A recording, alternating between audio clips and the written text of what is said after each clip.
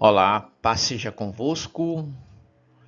Sou pastor Leonardo e antes de mais nada, quero expressar a gratidão pela presença de cada um de vocês. Agradeço a oportunidade de compartilhar um tema que para mim é o cerne da experiência cristã, a restauração. E o título da nossa apresentação, A Essência da Restauração, Maldição, Libertação e a Conversão da Alma. Pode parecer complexo, mas o seu objetivo é simples e vital. O nosso propósito é desmistificar conceitos que muitas vezes são abordados de forma superficial ou até mesmo com misticismo. Queremos ir além do senso comum sobre maldição e libertação, apresentando uma abordagem sólida e bíblica. O nosso foco será valorizar o processo de cura da alma e a reconciliação como os verdadeiros pilares de uma vida cristã autêntica. Acredito que juntos podemos construir um entendimento mais profundo que nos capacite a viver e a liderar com a esperança genuína do nosso Senhor Jesus Cristo. Que Deus nos abençoe nesta jornada. Oremos. Pai Celestial, em nome do Teu Filho amado Jesus Cristo, nosso Senhor e Salvador, nós nos colocamos humildemente diante de Ti nesta hora. Reconhecemos a Tua soberania sobre todas as coisas e a Tua infinita misericórdia para com os Teus filhos. Agradecemos por esta oportunidade de nos reunirmos para aprofundar o nosso entendimento da Tua palavra e dos Teus princípios. Senhor, sabemos que vivemos em tempos desafiadores. A sociedade, a família e até mesmo a tua igreja enfrentam crises profundas. Vemos a dor, a confusão e a desesperança que se espalham e percebemos a urgência de uma resposta genuína e eficaz. Por isso, clamamos pela tua presença neste ambiente, que o Espírito Santo, o Espírito da verdade, seja o nosso guia, o nosso mestre e o nosso consolador. Pedimos que abençoe cada pessoa aqui presente, que os nossos corações e mentes sejam abertos para receber a tua revelação. Ajuda-nos a desaprender conceitos errados e a reaprender a essência do teu evangelho.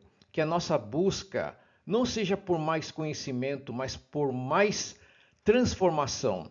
Que possamos enxergar a maldição não como um inimigo místico, mas como um sinal do teu amor que nos chama à correção.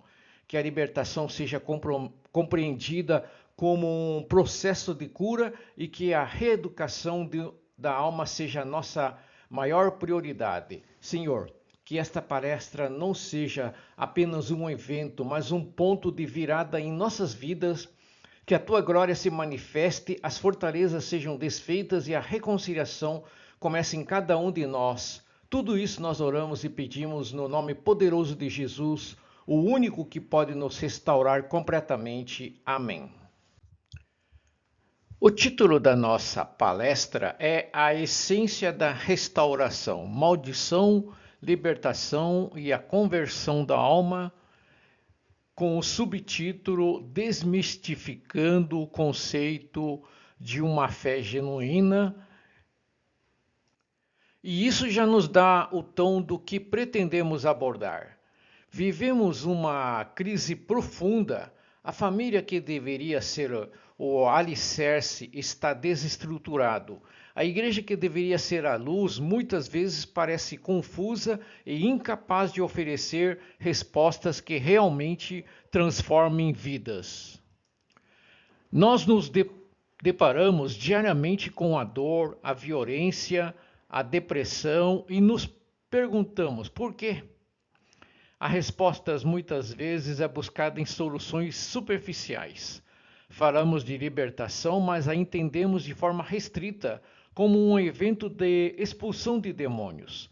Falamos de maldição, mas a tratamos como misticismo ou algo distante de nossa realidade. E o objetivo desta palestra é justamente ir além desses conceitos superficiais. O nosso propósito é aprofundar nosso entendimento sobre o que a Bíblia realmente ensina sobre esses temas, conectando-os a algo que é o cerne da nossa vida cristã, a restauração da alma. Quero levantar uma pergunta para todos nós, uma pergunta que nos guiará ao longo desta apresentação? Estamos apenas apagando o incêndio ou realmente estamos construindo algo sólido e duradouro? Espero que ao final de nossa apresentação tenhamos não apenas mais um conhecimento, mas uma revisão renovada e prática sobre como edificar vidas sobre a rocha que é Jesus Cristo.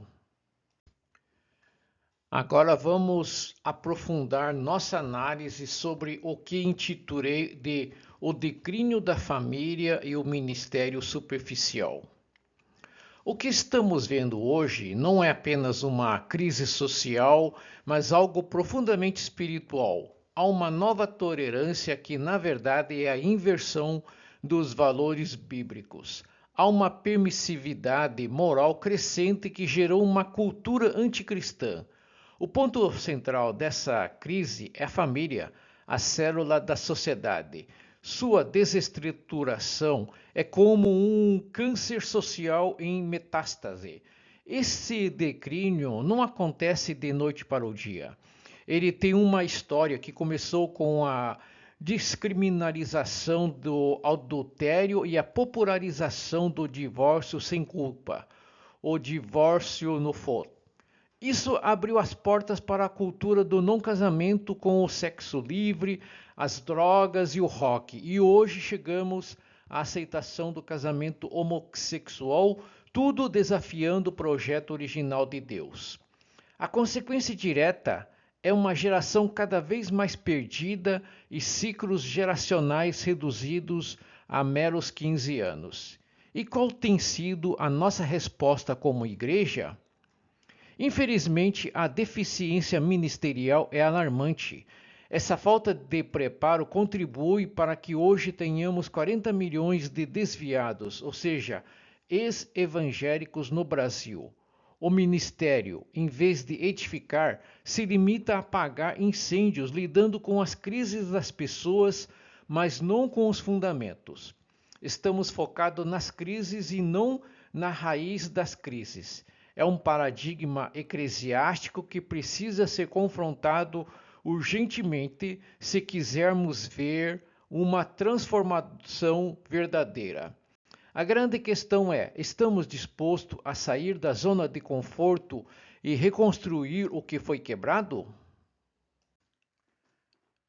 Agora vamos falar sobre o que chamo de epidemia silenciosa, as desordens psicoemocionais. Pesquisas indicam que a depressão, por exemplo, subiu de forma alarmante. Mas por que isso está acontecendo?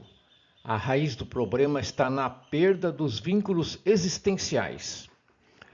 As pessoas estão se sentindo cada vez mais sozinhas, isoladas e sem propósito.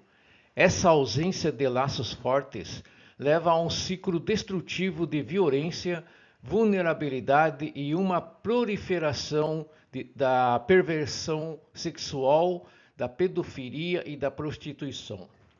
É fácil culpar a violência, mas somos convidados a enxergar algo mais profundo. A crise que vemos nas ruas, a guerra urbana, é apenas a ponta do iceberg. A criminalidade e a violência são, na verdade, efeitos colaterais de uma causa maior, a morte da família. A falência familiar é o verdadeiro campo fértil para todos esses males. Uma família desestruturada não consegue proteger, ensinar ou amar seus membros de forma saudável. Ela deixa lacunas na alma que se tornam um terreno para a opressão espiritual e o caos social. A miséria, a violência e a dor não são apenas problemas sociais, mas sintomas de uma alma doente e de uma família em ruínas. A grande questão é: se quisermos restaurar a sociedade, precisamos primeiro restaurar a família. E se quisermos restaurar a família, precisamos entender a raiz de sua falência. E é sobre isso que continuaremos a falar. Vamos ao cerne da nossa discussão. Maldição e seus fundamentos. Chegou a hora de desmistificarmos um conceito que muitas vezes é mal interpretado ou até mesmo evitado nas igrejas. O primeiro ponto, a palavra maldição não é superstição e nem misticismo. É um conceito profundamente bíblico que aparece centenas de vezes nas Escrituras. Infelizmente, a falta de estudo nos fez esquecer disso. Apresento 3 significados principais para a palavra maldição. O primeiro é o castigo divino pela quebra de uma aliança, de um mandamento ou de um juramento.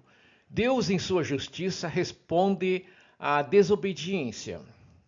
O segundo significado é uma situação de aflição, perseguição ou aprisionamento. Menciona aqui a palavra hebraica arar, que descreve a condição de alguém que está impedido ou cativo como consequência de sua desobediência. O terceiro sentido é o de falar mal ou proferir palavras negativas, como as palavras hebraicas kalal, akabab. E é fundamental entender que no Antigo Testamento a maldição estava diretamente ligada à aliança que Deus fez com o povo de Israel. A maldição era a consequência da desobediência a essa aliança. No entanto, na nova aliança em Cristo, a responsabilidade do crente é ainda maior, pois nos foi dado o Espírito Santo. A ideia central que devemos guardar é: maldição não é um ato de Deus raivoso e arbitrário. Ela é, na verdade, um alerta de Deus, uma denúncia das desordens espirituais em nossas vidas. Ela nos mostra que algo está errado em nossa relação com Ele. E o nosso objetivo, então, não é apenas fugir da maldição, mas entender o que ela está tentando nos dizer. Chegamos agora a um dos pontos mais importantes e talvez mais desafiadores da nossa palestra: maldição, um sinal de alerta divino.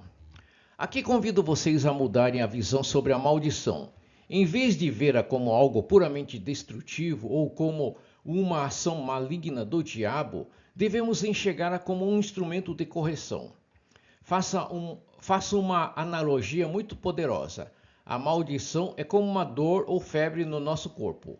A febre não é o problema em si, ela é um sintoma, um sinal de alerta de que algo está desordenado internamente. Da mesma forma, a maldição, com suas aflições e infortúnios, é um sinal de que há uma desordem espiritual que precisa ser tratada. Partindo dessa premissa, defendo uma tese surpreendente. A maldição, por mais que pareça cruel, é na verdade uma bênção. Por quê? Porque ela nos impede de nos autodestruirmos, forçando-nos a parar e a buscar a correção. A palavra castigar, que Deus usa, vem do latim e significa purificar pelo sofrimento. Deus nos castiga não para nos aniquilar, mas para nos purificar e nos guiar de volta aos seus caminhos. Fica claro então que o objetivo da maldição não é destruir a pessoa, mas coibir desobediências futuras e nos levar à restauração. E aqui enfatizo que o princípio da maldição parte de Deus e não do diabo. É Deus quem usa esse instrumento em sua justiça e misericórdia. O diabo apenas se aproveita das brechas que abrimos. Entender isso muda completamente a nossa forma de orar, de aconselhar e de viver, pois nos faz buscar a correção em vez de apenas lutar contra o inimigo externo. A essência da maldição reside na desconexão. Nos ajuda a aprofundar a raiz do problema. A maldição pode ser definida como a ausência do favor necessário de Deus que se manifesta quando, por causa do pecado, ele vira o rosto. É a falta de presença revelada de Deus, a sua glória que abre o vácuo para o caos. Um exemplo bíblico dramático disso é a derrota de Israel em Ai. Porque Israel, que havia acabado de ter uma vitória espetacular, foi derrotado por uma cidade tão pequena? O motivo foi o pecado oculto de um homem, Acã. A desobediência dele fez com que a presença de Deus fosse coberta, resultando na ausência do seu favor. Quando a glória se vai, a maldição entra. Isso nos leva a um conceito crucial que chamo de desconexão geracional. A maldição se manifesta de forma poderosa na quebra dos vínculos entre as gerações. Quando os pais praticam a injustiça, o abandono ou a imoralidade, isso gera uma rebelião e desonra nos filhos. Essa brecha nas gerações não é apenas um problema de relacionamento, é uma fenda espiritual que abre a porta para os infortúnios, perseguições e para o inimigo.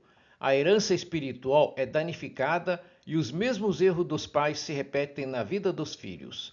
Portanto, a solução para a maldição não está em fórmulas mágicas ou rituais, mas num princípio mais elevado para lidar com ela, a reconciliação. Reconciliação entre pais e filhos, marido e esposa, líderes e liderados. É a reconciliação que permite que o favor de Deus volte a fluir. É confessando, perdoando as iniquidades geracionais e consertando os corações que as maldições começam a ser aplacadas. A resposta para a maldição é o perdão e a cura das feridas que causaram a desconexão. Vamos avançar para o slide intitulado Um Espírito Novo, uma Alma em Processo, onde faremos a distinção entre o novo nascimento e conversão da alma. Quero alertar para uma grande confusão que existe na igreja hoje. Muitos acreditam que esses dois conceitos são a mesma coisa, o que tem gerado paradigmas teológicos e resultados frustrantes. O novo nascimento é um evento instantâneo, é a regeneração do nosso espírito humano que acontece no momento em que nos arrependemos e aceitamos a Jesus. A salvação é gratuita e imediata e é uma obra sobrenatural de Deus. Mas a salvação, embora gratuita, tem um preço. Tornar-se um discípulo custará tudo. E é aí que entra a conversão da alma. Enquanto o espírito pode ser salvo num instante, a alma, que é a nossa mente, vontade e emoções, leva tempo para se converter. É um processo contínuo de regeneração, uma conquista diária que envolve renúncia, disciplina, quebrantamento e perseverança. E é por isso que critico a doutrina de uma vez salvo, salvo para sempre, como algo superficial e irresponsável.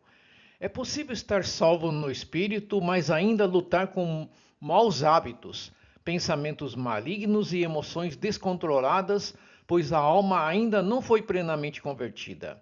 Para ilustrar isso, trago a analogia da reconstrução dos muros de Jerusalém por Neemias. A prioridade de Neemias não era lutar contra os inimigos que se opunham ao trabalho. A prioridade era reparar os portões e reconstruir os muros. A nossa prioridade também não pode ser apenas lutar contra o inimigo. A prioridade é reparar as brechas em nossa alma, que são os nossos hábitos, nossas escolhas, nossa falta de disciplina. Se fizermos isso, o inimigo não terá mais por onde entrar. É um chamado a parar de apagar incêndios e começar a reconstruir os muros de nossa própria alma. Agora vamos para um ponto crucial de nossa conversa: a libertação, muito mais do que expulsão de demônios. No meio evangélico, a palavra libertação, infelizmente, se restringiu a um único ato, a expulsão de demônios. No entanto, somos desafiados a expandir essa visão. É fundamental distinguirmos expulsar demônios de libertação. A expulsão, como a Bíblia mostra, é frequentemente um ato evangelístico, uma ferramenta para que uma pessoa seja liberta de uma opressão e possa então tomar uma decisão por Jesus. Mas a libertação na sua plenitude é um processo bem mais amplo, é uma parte essencial da nossa santificação. Trago uma analogia muito clara. Os demônios são como parasitas que se alimentam de lixo, ou seja, das injustiças e desordens espirituais em nossa vida. Pense comigo, de que adianta espantar os parasitas se o lixo continuará atraindo-os de volta? Por isso, a ênfase na verdadeira libertação não é no parasita, mas no lixo. O foco não deve ser apenas na manifestação demoníaca, mas nas causas que abriram as portas para essa opressão. Precisamos lidar com as culpas, as vergonhas, os traumas, os ressentimentos, as iniquidades geracionais e os pactos de carnalidade que criaram um ambiente propício para o inimigo. O verdadeiro trabalho de libertação é um aconselhamento inteligente, com um conhecimento e discernimento que visa zerar todo o crédito de injustiça acumulado em nossa vida.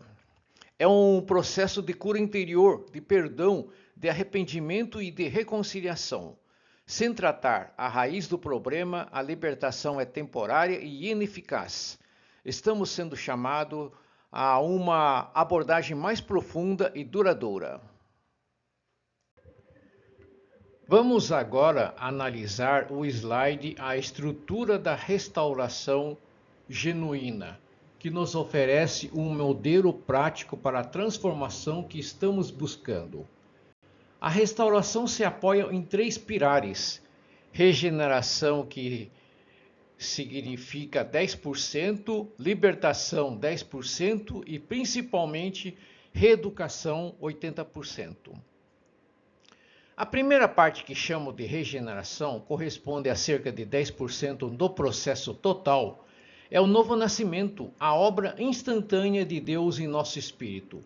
É o momento em que, pela fé, nos despojamos do velho homem e nos revestimos do novo. É uma troca de valores, de natureza, que só o Espírito Santo pode fazer. É o começo, o alicerce. A segunda parte que abordamos anteriormente é a libertação, e de forma surpreendente, ela também representa apenas 10% do processo. A libertação é a limpeza, a faxina que fazemos para remover as causas que atraíram as opressões. É o momento de lidar com traumas, culpas e iniquidades, zerando o crédito de injustiça. É uma etapa vital, mas não é a maior parte da jornada. E aqui chegamos à parte que muda tudo, a reeducação. Ela corresponde a impressionantes 80% do processo. A reeducação é o trabalho mais árduo e duradouro, focado na alma. É a construção de um caráter de obediência, a reintegração da nossa identidade, que seria sexual, vocacional, emocional, e a mudança de hábitos enraizados.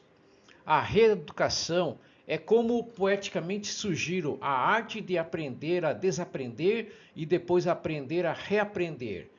É desconstruir as fortalezas mentais, os raciocínios e as ideologias contrárias à palavra de Deus, para depois edificar sobre um novo fundamento.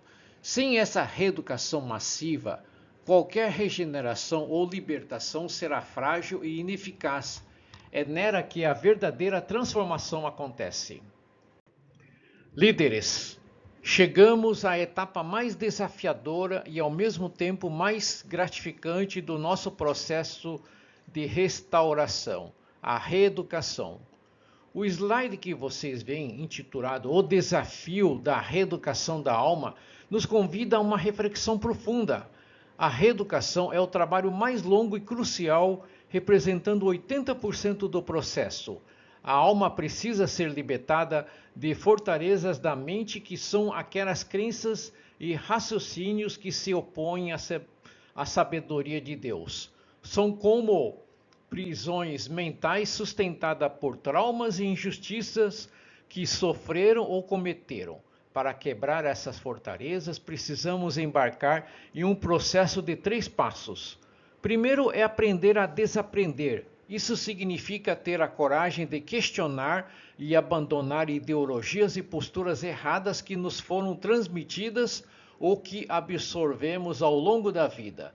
Precisamos lutar contra a nossa própria arrogância. Fico a me perguntar, não seria a síndrome da maturidade quando nos sentimos tão sábios que não aceitamos mais ser admoestados? Precisamos nos livrar dessa presunção.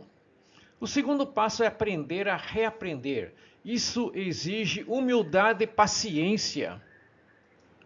É estar disposto a receber e internalizar novos conceitos e valores que vêm da palavra de Deus. é o que chamam de quebrantamento, a disposição de mudar e ser moldado. E o terceiro e último passo é aprender a aprender sempre. Isso é transformar a humildade e a disciplina em um estilo de vida. É reconhecer que o crescimento nunca para e que as maiores lições podem vir das fontes mais inesperadas. O crescimento verdadeiro não vem de uma falsa sabedoria ou de nossa própria capacidade, mas da graça e do conhecimento do nosso Senhor. A reeducação é a prova de que a nossa salvação é real e de que estamos dispostos a entregar cada parte da nossa alma para a transformação. Líderes, chegamos ao final dessa apresentação com o último slide, o verdadeiro caminho da restauração. Ao longo desta apresentação, desmistificamos conceitos e desafiamos as nossas próprias crenças. Resumindo, a mensagem central. Vimos que a maldição não é misticismo, mas um alerta de Deus, um sinal de que há uma desordem espiritual que precisa ser corrigida. Compreendemos que a